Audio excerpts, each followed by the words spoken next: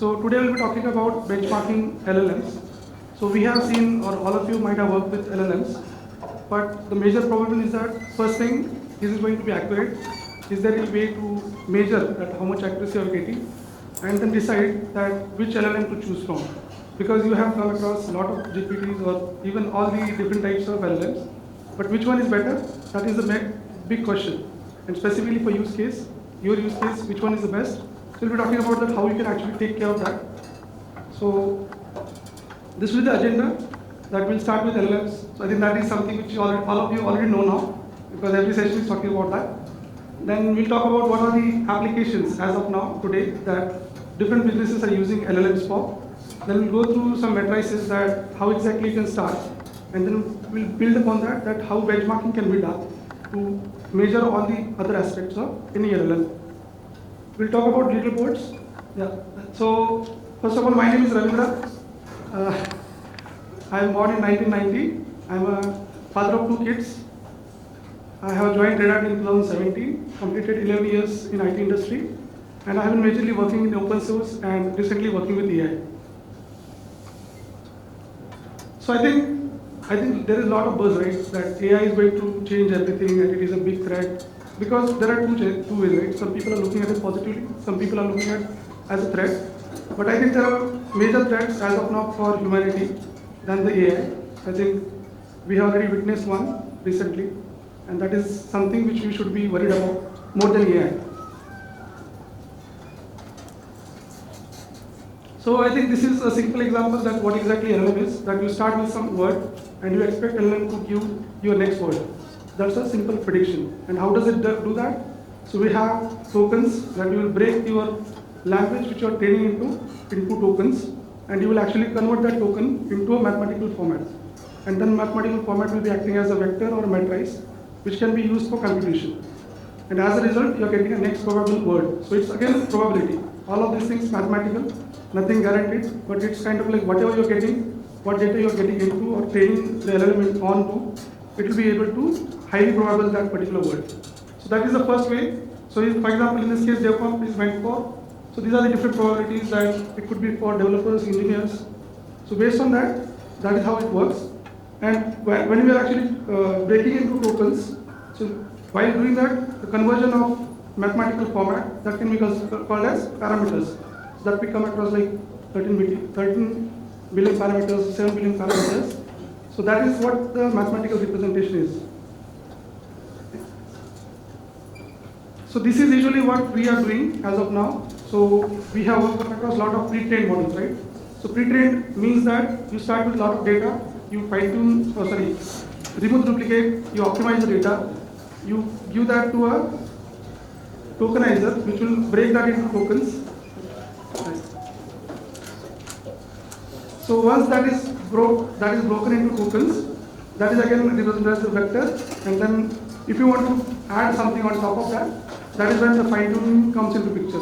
So you already start with the pre-trained model, which is major models which are big by big companies, and we are working on the fine-tuning part, that what exactly you can optimize it for.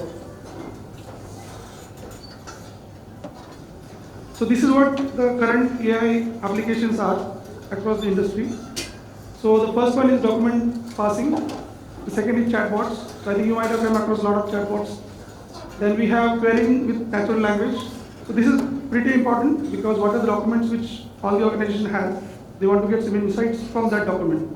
So that's why the RAG is coming into picture, that you can actually use your data as it is for your purpose, but you are getting the response from your domain knowledge.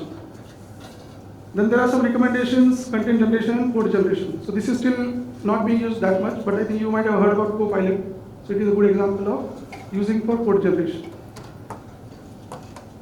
So these are the problems currently with AI, which is across the industry, that no LLM or which LLM we are using, all of these are having the same problems. So first and foremost is, and it is going to be there for a long time, that is hallucination. That LLM doesn't know that if I want something, and for example, if I ask someone, do you know what is Red Hat? So if it doesn't know, it will say no. But for LLM, it is not the case. It will try to figure out something, even though it is not correct, but it will try to write that answer. So that is what hallucination is, and that is the major problem. Then second thing is that now you have the AI there, but you have lot of use cases that you don't know where to apply it. So that is the current problem, that you don't know that what will be the best use case which will have the maximum impact if you are using AI for that particular process or that particular improvements. Then lack of technical expertise, that is something all of us have to work. We'll have to upgrade ourselves, learn that how exactly AI or ML works. Then speed and performance, that is the cost involved and the resources involved are very high. So that is going to be a major problem. And then data access and security. So I think a lot of data which is already public, it's available in LLM, but private data which is within your organization is not available anywhere. So that is something. And even the security part also is important, that if you are using any API for any good GPT-4, for example, so you are not sure that how much data is being leaked out. So that's the major problem. And then securing buy-in from a key stakeholder, that is a big problem.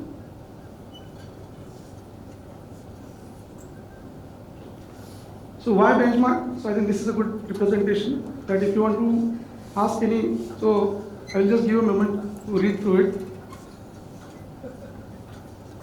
So you cannot ask all the animals to climb the tree, and that is not the expectation, right? You don't want every LLM to do same task, right? That is why the benchmark is important, that you should be able to see that which particular benchmark or which LLM will be useful for which particular use case, and what exactly it is doing good or bad in that particular domain. So that is the more crucial part. So first of all, we measure accuracy, efficiency, safety, reasoning. So all those things you already aware. Then we are ensuring that it is fair, safe, and ethical. So these are the ways. And then model selection, which is the most important, that when you are starting up with any use case, then what model to be chosen? That there are hundreds and thousands of LLMs available. If you go to Hugging Face till today, so I think it is in few thousand as of now. So then, which one is best for you? That is the most important question, and that is where the benchmarking will help you to understand. So this is a very simple example that what exactly evolution or evaluation means. That we start with the benchmark, that whichever benchmark you are trying to evaluate your model onto, you will start with the benchmark, you will choose the model, you will have some task or question and answers format, that let's say there are 200 questions about mathematics. So it will try to analyze, so we will have the question and answers, and it will judge the model based on the whatever answers it is giving back, and we will actually compare that with the actual answer. And at the end, as we get the grading for our exams as well, so just like that, we will also grade the model, and based on that only, whatever leaderboards you see today will be or are being maintained. That all the benchmarks are being run, and whichever is LLM is leading, that is being on the top of that particular leaderboard. So there are different ways of evaluation. First is benchmark data set. So as we talked about, right, there are a lot of data sets readily available, which are used for evaluating that for which purpose, which one is best. So for example, we have BLEU, SuperGLUE, and SPOT. These are for natural language. Then we have custom database specific evaluation. Then human evaluation is very common, and it is good as well, that you are actually judging the LLM by asking some questions, and whatever response you are getting, you are saying whether it is doing good or bad. But then again, it comes with a lot of cost, because you have to have experts who are sitting, talking with the LLM and getting the results, and then deciding whether it is doing good or bad. So that is not feasible for large LLMs, because as we saw, we have a lot of data which is being fed in, and judging everything by a human is really not feasible or possible.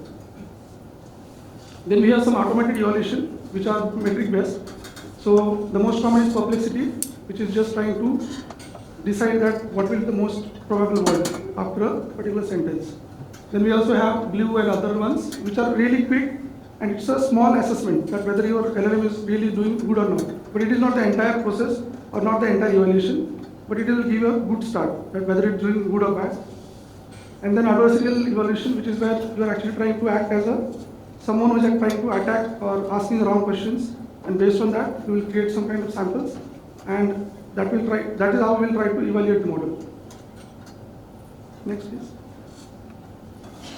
So this is one of the examples that you have a lot of tasks on the left side, that what exactly you are judging onto. Then we have benchmark, that what kind of benchmark you are using to evaluate the model.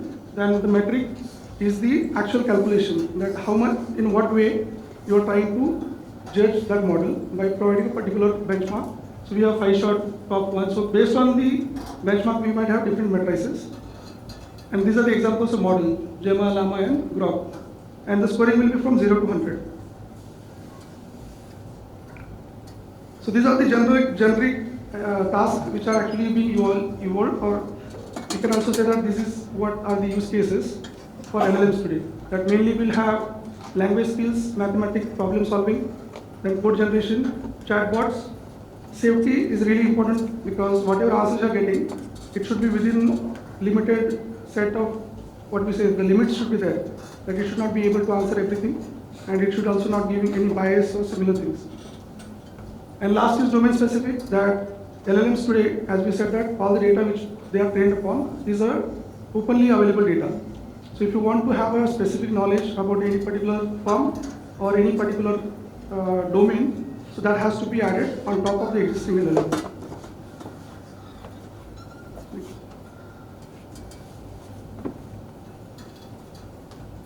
So these are the different classifications of matrices.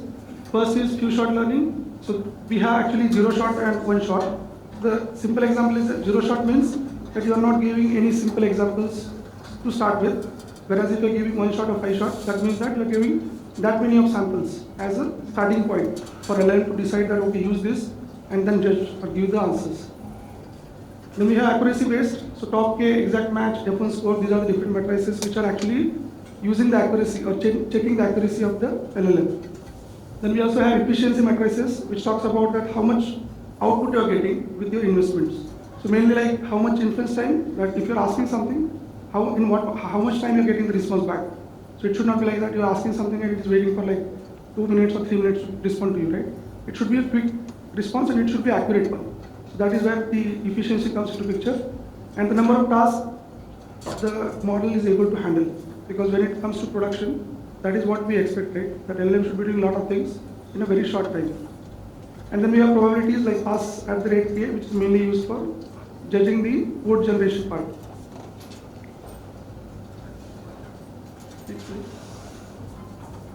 So let's start with a very simple one, that's perplexity, which we talked about, right?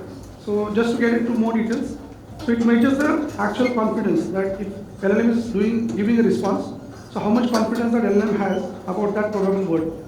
Second thing is that it actually is helping us to evaluate the quality of LLM, that how much good or bad the LLM is performing. And then lower the perplexity is the better, because the way it is being calculated is next. So we'll start with probability, that let's assume that DevConf is happening and then we have some probability, right? So it will actually have a probability from that particular word, and we will actually get a probability of all the possible words. And next thing, we will actually perform the inverse probability on all the available or possible words. So that way, we are getting a lot of samples, and in a different way, that you start with the actual probable word and then you are giving a inverse probability. And as a last, we will take a normalization of all those inverse probability calculated, and as a result, we are getting a value. So again, lower is better. So let me show a demo.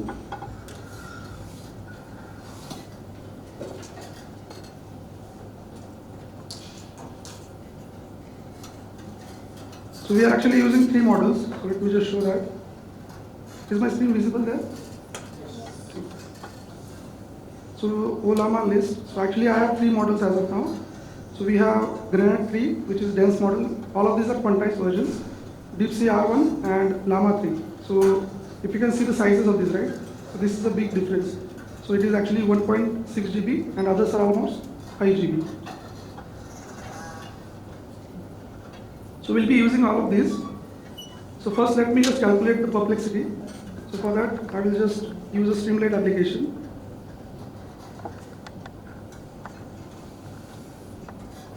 So first of all, we just start with a perplexity metric demo. So what it is doing is, you can just choose the model which you want to check with. So let's start with Llama 3.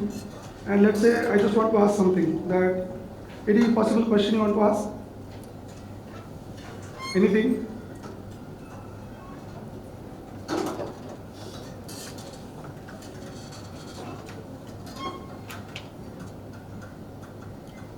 Okay, let me just ask something. What is the color? How many R's in strawberry? Okay. How many? R's. Okay. So I think it's kind of like that will not be the best case as of now, because what we are actually calculating is the probable word, not the actual response. So maybe let's start with something like color of sky is. So the reason we are not asking like that is because we are just trying to filter out one particular word, that what is the next probable word. So all of these things, what it is doing is just again doing the same thing, that it is going back, loading that LLM, and then we are actually performing the same probability, inverse probability, and then doing a normalization on that. So as a result, we should get a value which should be integer value, and lower is better. So for example, in this case, so the actual output we got is, I'm going to take a guess and say blue. So that is the actual output from Llama 3.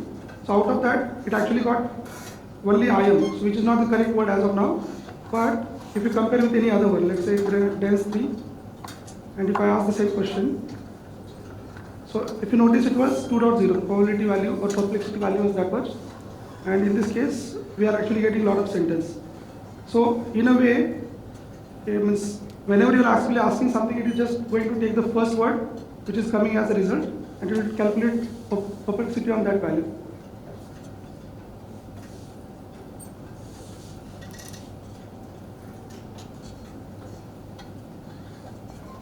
So let's go into deeper, that we start with metric, that this is how we can calculate something. Then benchmark is actually a standardized data set which will have a lot of possible suite of question and answers or samples, and we also have answers for that. And based on that, we will see that how much or how better the LLM is doing. We also call it as a golden data set. So based on the domain, it could be different set of benchmarks. So for example, language understanding, we have GLUE and SuperGLUE. For reasoning, we mainly have MMLU, so we'll have some more details on that. Big Bench and LSI are the other examples of benchmarks. Then for problem solving, we have GSM 8K, which is like 12th grade kind of science and answer questions. Then we have math and ARC. Similarly, for code generation, we have human eval and MPP. These are the benchmarkings. And for multi-language, we have XGLUE and all these other options. For chat, we have MT Bench. So these are a few examples of benchmarks. There are many more. So for example, Helm is there, Big Bench, ARC, Alpaca, Val. So there are a lot of new things coming into the benchmarking, because as the LLM is evolving, we'll also need to have a better benchmarks to see that which particular benchmark is doing what. So just to take an example, if you talk about, let's say, any one. So this is an example that you are asking some question into a MCQ format, and it will have some answer. And only the model will have to judge that which one is the best or correct option.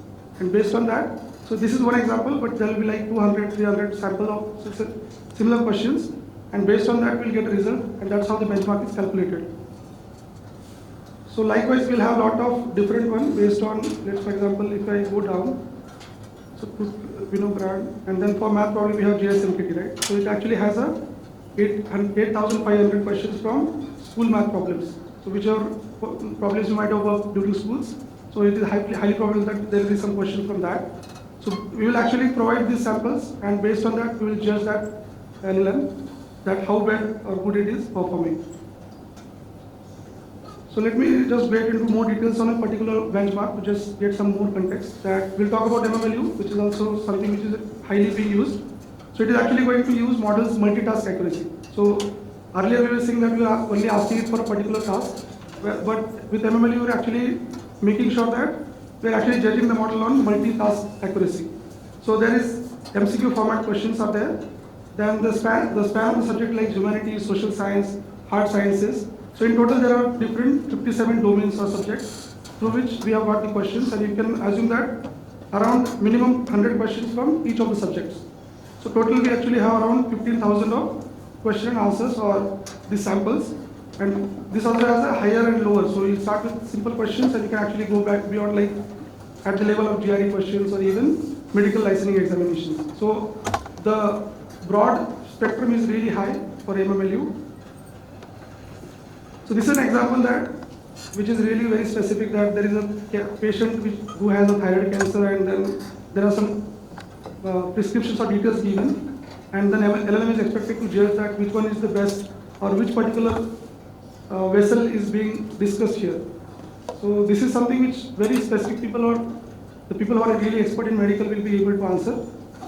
So this is how we are actually creating the LLM, and this is one of the examples. So we have actually 15,000 plus samples like that. So let me just show you another demo where we'll actually perform the MMLU.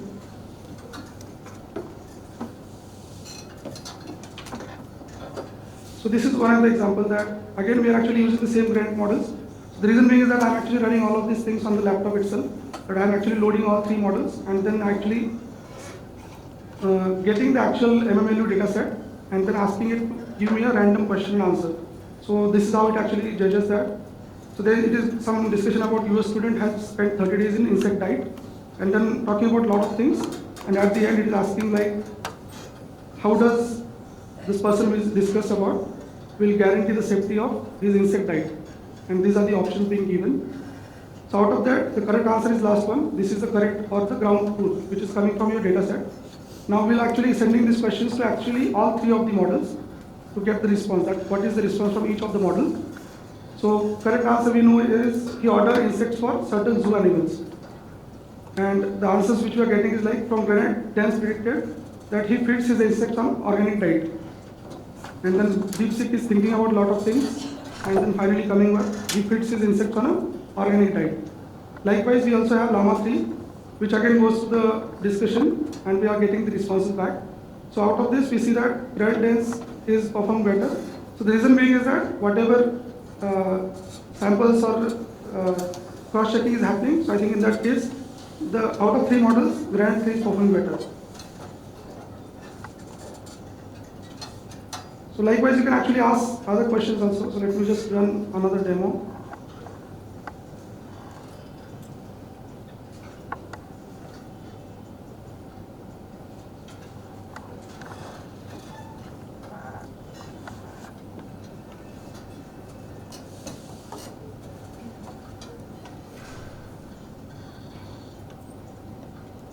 So this is pre-recorded because the reason being is that this benchmarking takes some time to run. So this is the actual data set we got, and this is another example that where are the fireworks first known have been developed. So this is a simple example to relate. So the options are Italy, China, Great Britain, and Greece. So out of that, the correct answer is one, that is China, and these are the answers from different models. So Granite 3 Dense is giving China, then DeepSeek R1 is predicting the again thinking a lot and then giving some answer.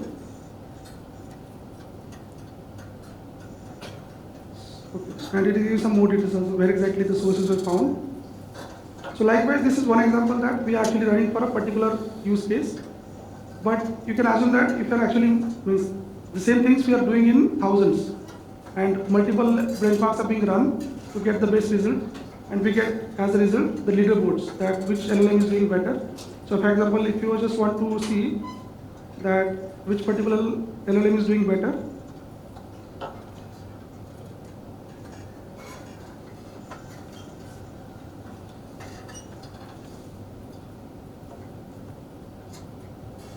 so there are multiple websites which are available.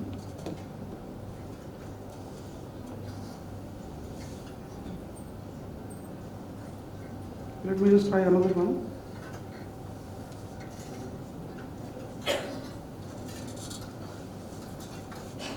So this is a very common example. If you go to Hugging Face and if you go to Open LLM leaderboard, so you can see actually the details. So we actually have average, then we have the actual benchmarks which we are talking about, that for which particular purpose. So you should be having some understanding that which benchmark we are talking about for your use case. So all these are actually for your reasoning and natural language processing. We also have math and GPQA and others. So we also talked about MML, right? So based on that, we are having different scores. So these leaderboards are very important to choose your model, because for your use case, whichever model you want, you can actually take it from the leaderboards. So let's talk about some emerging benchmarks that, as we saw, right, LLMs are actually evolving, so as the actual benchmarking methods. So chatbot RNA is a simple way that, which is a crowdsource of way to get evaluation from the actual end users.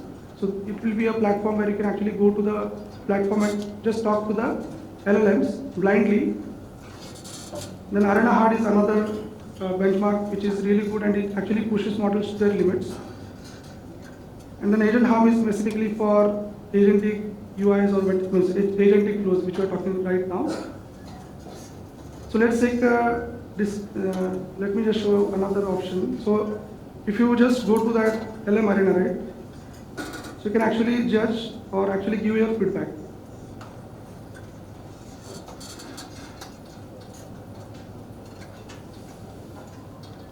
So this is actually a simple example that you actually have a blind test. So you won't be knowing that what LLM is you are talking to, but you'll just be asking the query, and as a result, once you are actually giving your vote, after that it will be revealed that which LLM did better.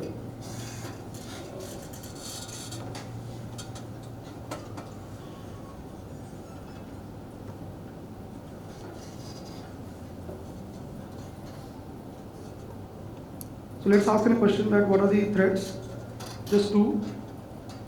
So this is how the blind test happens, that you don't know which model is this. It is model A and model B. You don't know as of now that which model is answering correctly or right now. So both of them are answering and we have to judge that which LLM is doing better.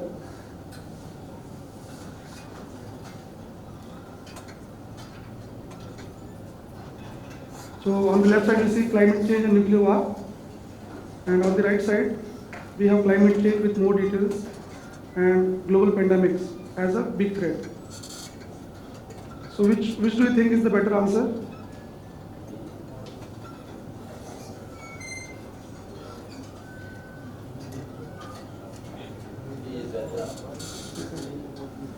So let's reveal that which LLM it's actually using. So on the left side we have Raspberry and on the right side we have Gemini. So that is how the difference is, that based on the different question, the LLM will actually behave better or bad, or good or bad. So that's why it is really important that you should be able to judge and decide that for your use case which will be the best model, and for that benchmarks are there to help you. So definitely there are some limitations. That first of all we have bounded scoring, that we already saw 0 to 100 score, right? But if it is doing better than that, there is no way to judge it. Then we have broad data set. So even though you might be having a specific query or specific use case, but the questions which are asking as a data set, it is actually covering a lot of subjects or a lot of things which may not be relevant to you. Then there are finite assessments, that on the current skills, the LLM is going to, it also needs to evolve. As of now, the LLMs also have limitations and the benchmarks also have limitations. But as the LLM evolve, we also have to have better benchmarks in place. And last is overfitting, that if you are training your LLM on a specific data set, so it is highly probable that it will do very well on that particular data set. But if you are going out of that context or asking some questions which is not part of your training data, then it will not behave that good. But if testing is being done on the same data which is trained on, so it is highly probable that the answers will be good. So what will the way forward? So first of all, as we saw, evaluation is good, but it is really slow, costly and labor intensive. So next thing is that we can actually use LLM as an evaluator. So rather than having person sitting there, we can actually use another LLM to perform the evaluation on behalf of you. For specific use cases, there could be situations where LLMs will behave as a better evaluator than the actual human evaluators. And then there could be a mix of human and automated. So for some cases, you can actually use humans to perform the evaluation, and in some cases, it can be LLM as a judge. So one example is like Bench Builder, which is actually an automated pipeline to leverage LLMs to curate high quality and open-ended prompts. So as we saw, right, all the data sets which are there, those are actually created and those are very domain specific. So if you want to have something more or something broad, so you can actually use Bench Builder to create new set of data set, which will be on the current state or whatever data it is using. So it might be using like benchmarks like Chatbot Arena or Wildchat 1M, which can actually use the prompts to prepare better evaluation methods. So Arena Hard Auto is one of the examples where we have 500 challenging prompts which are curated by Bench Builder, and that prompts can be used to check the effectiveness or the correctness of your LLM. So this is the outcome, that in the first one you see the line in blue is GPT-4 and the line in red is actually human evaluator. So if you see the comparisons, so there is a consistent performance even by the LLMs when they are judging the LLM model. So that is where you can actually use LLM to perform or act as another LLM. So what should be the best practices? So when it comes to AI, there is no one-shot solution. So you'll have to use combinations of tools. Use diverse benchmarks for holistic view. So for example, you have a specific use case. Try to take all the different benchmarks which are available or data sets which are available, and then you can actually evaluate your model on that.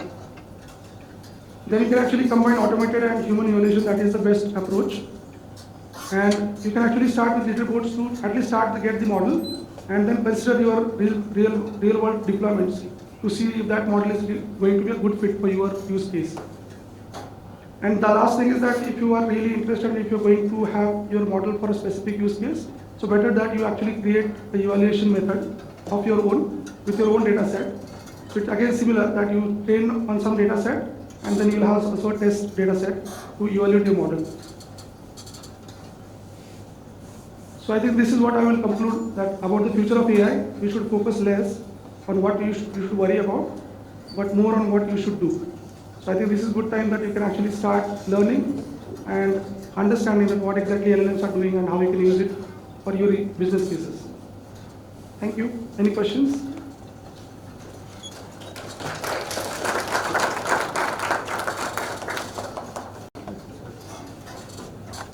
Okay. Can someone give him mic?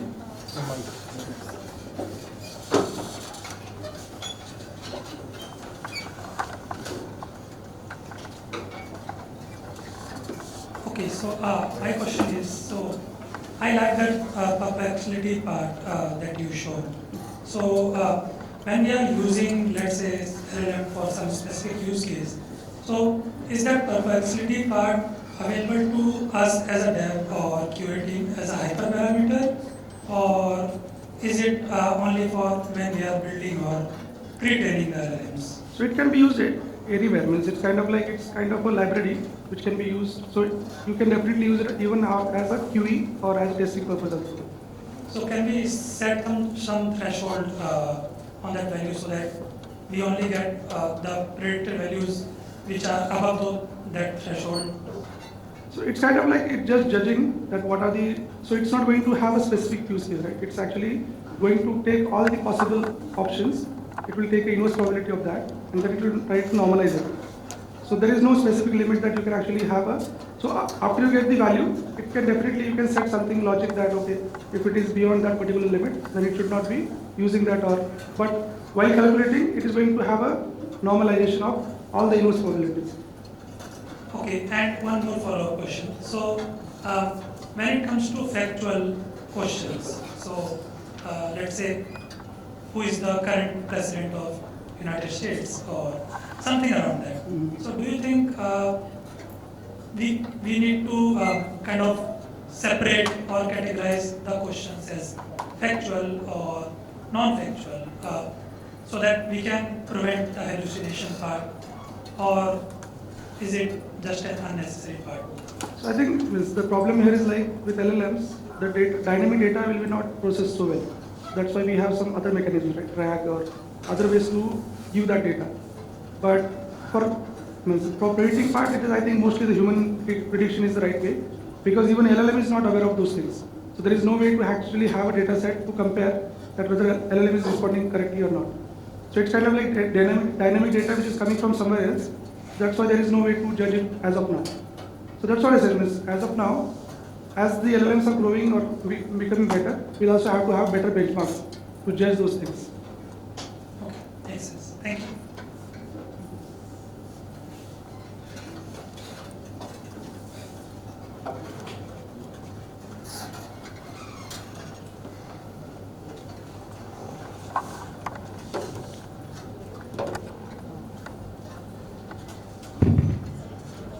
Do we have any more questions?